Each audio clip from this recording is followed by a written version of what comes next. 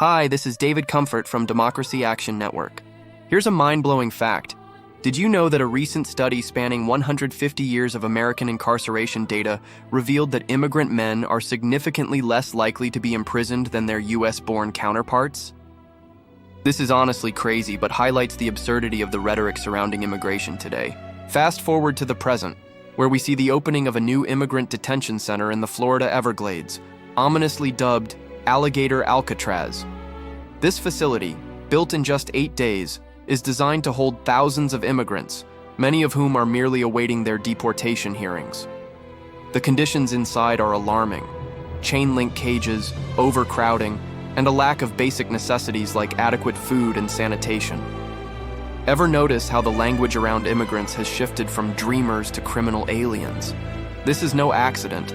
It's a deliberate attempt to dehumanize and vilify those who contribute immensely to our economy, particularly in food, construction, and hospitality.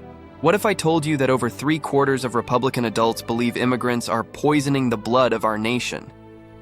This fear-mongering is not just rhetoric. It's a tool used to justify policies that are inherently unfair and inhumane.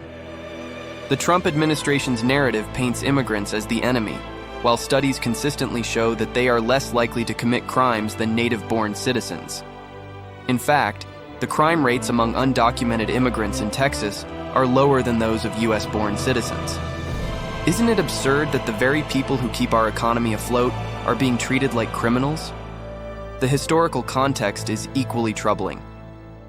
The Undesirable Aliens Act of 1929 was rooted in eugenics, aiming to keep people from Latin America out of the US.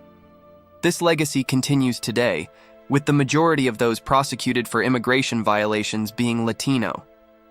The implications are staggering. By funneling billions into ICE while cutting funding for actual law enforcement agencies, we're prioritizing the persecution of immigrants over genuine public safety. The conditions in these detention centers are worse than those in prisons, and the legal processes surrounding deportation lack transparency and fairness. Let's face it, we're witnessing a systematic dismantling of humane immigration practices under the guise of security. It's time we recognize the absurdity of this situation and demand a more compassionate approach. Together, we can tackle these big problems as puzzles worth solving, rather than perpetuating cycles of fear and retribution. Please like this video and subscribe to our channel. It would help out a lot. Peace.